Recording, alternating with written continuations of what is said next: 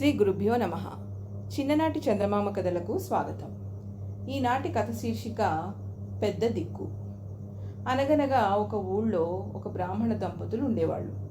బ్రాహ్మడి భార్య పాపం వట్టి అమాయకురాలు. ఎప్పుడూ ఏదో ఒక తెలివి తక్కువ పనిచేసి భర్త చేత చీవాట్లు తింటూ ఉండేది. ఇలాంటి తెలివి తక్కువ పెళ్ళాన్ని కట్టుకున్నానే అని పాపం ఆ బ్రాహ్మడు తనని తాను తిట్టుకుంటూ ఎలాగో సంసారం సాగిస్తున్నాడు. ఆ సంవత్సరం వేసవకాలం వచ్చే ముందే 2 నెలలకు సరిపోయేట్లుగా ఉప్పు, చింతపండు, మిరపకాయలు, కందులు, పెసలు, మినుములు, ఒకటేమిటి ఇంటికి కావాల్సిన వెచ్చాలన్నీ తెచ్చిపడేసి, ఇదిగో చైత్ర వైశాఖాలు వస్తున్నాయి, అప్పుడు ఎండల్లో పోయి తేవటం కష్టమని కావలసిన వెచ్చాలన్నీ తెచ్చాను, అన్నీ ఇప్పుడే వాడేకు, నేను మళ్ళీ తేలేను అని భార్యతో చెప్పాడు బ్రాహ్మడు.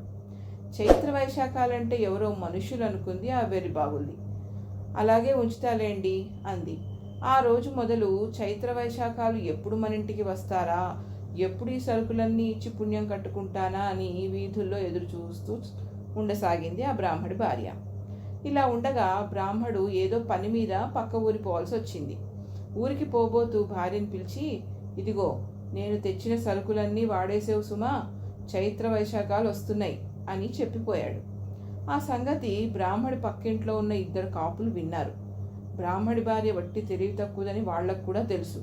అందుచేత బ్రాహ్మడు ఊరికి వెళ్ళిన మర్నాడు ఆ కాపులిద్దరూ కావిళ్ళు వేసుకుని బ్రాహ్మడింటికి వచ్చారు. వచ్చి, మేము చైత్ర వైశాఖాలము, నీ భర్త మాకు వెచ్చాలు ఇస్తానని చెప్పాడు, పట్టుకుపోదామని వచ్చాం అన్నారు. అమాయకురాలైన ఆ బ్రాహ్మడి భార్య పాపం వాడు చెప్పింది నిజమేనని నమ్మింది. వాళ్ళిద్దరినీ పీట వేసి కూర్చోబెట్టి సరుకులన్నీ తెచ్చి వాళ్ళకి దర్శించుకుని పంపించింది.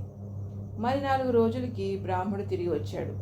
భర్తని వాకిట్లో చూడగానే, ఏమండోయ్, మీరు చెప్పినట్లే చైత్ర వైశాఖాలు మన ఇంటికి వచ్చారు, మీరు వచ్చేదాకా వాళ్ళని ఆపటం ఎందుకని మీరు వాళ్ళ కోసం తెచ్చిన వెచ్చాలన్నీ ఇచ్చి పంపాను అని చెప్పింది. బ్రాహ్మడు తెల్లబోయాడు. ఓసి నీ తెలివి మండ, చైత్ర వైశాఖాలు ఏమిటి, మన ఇంటికి రావటం ఏమిటి?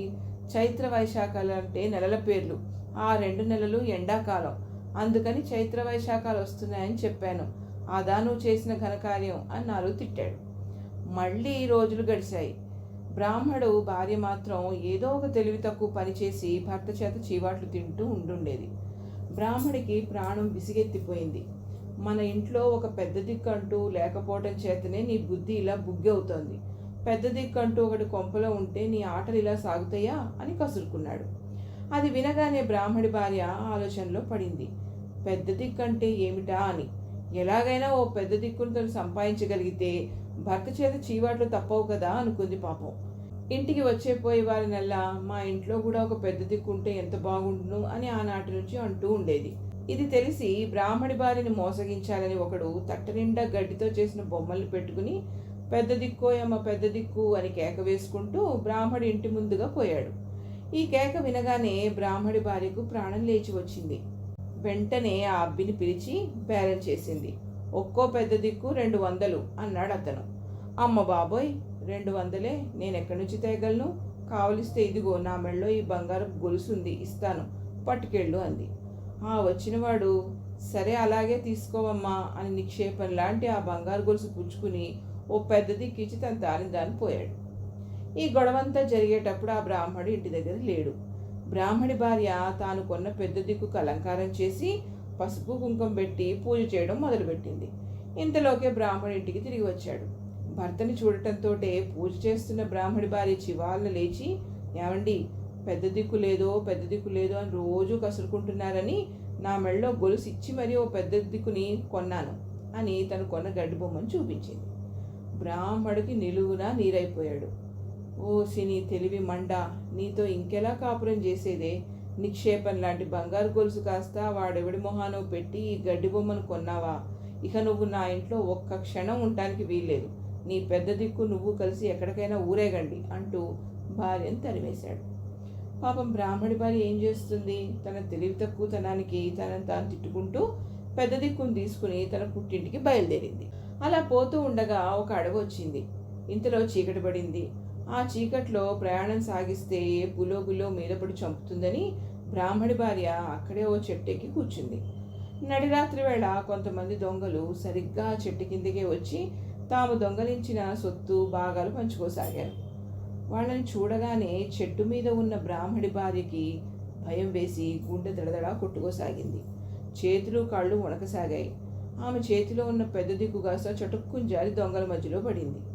ఆ చీకట్లో పెద్ద చప్పుడుతో ఏదో తమ మధ్య పడేసరికి దొంగలు అదేదో దెయ్యమో భూతమో అని జడిసి ఇక ఇక్కడ ఉంటే ప్రాణాలు దక్కవని తాము దొంగలించిన తెచ్చిన సొమ్మంతా అక్కడ వదిలేసి వెనక్కి తిరిగి చూడకుండా పారిపోయారు. తెల్లవారింది. బ్రాహ్మడి భార్య చెట్టు మించి కిందకి దిగింది. దొంగలు అక్కడ వదిలిపెడిన ధనం నగలు చూసి ఆశ్చర్యపోయి అవన్నీ మూటగట్టుకుని మళ్ళీ తన పెద్ద దిక్కుతో సహా భర్త దగ్గరికి చేరుకుంది. అక్కడ జరిగిందంతా భర్తతో చెప్పి, ఇదంతా నేను కొన్న పెద్ద దిక్కు మహత్యమే. నేను మిమ్మల్ని ఎన్నో విధాలు నష్టపెట్టిన మాట నిజమేననుకోండి, అయినా దానికి మరి 4 రెట్లు సంపాదించుకొచ్చాను చూడండి అంటూ తను తెచ్చిన ధనము నగలు చూపించింది. బ్రాహ్మడు సంతోషించాడు. ఆనాటి నుండి బ్రాహ్మడి భార్య కూడా జాగ్రత్తగా ఆలోచించి పనులు చేస్తూ లక్షణంగా కాపురం చేస్తోంది. ఇందులో ఎవరి తెలివితేటలు మాత్రం ఏమున్నాయి? ఏదో ఆ పెద్ద దిక్కు వచ్చిన వేళ మంచిది గనక అలా అదృష్టం కలిసి వచ్చిందని.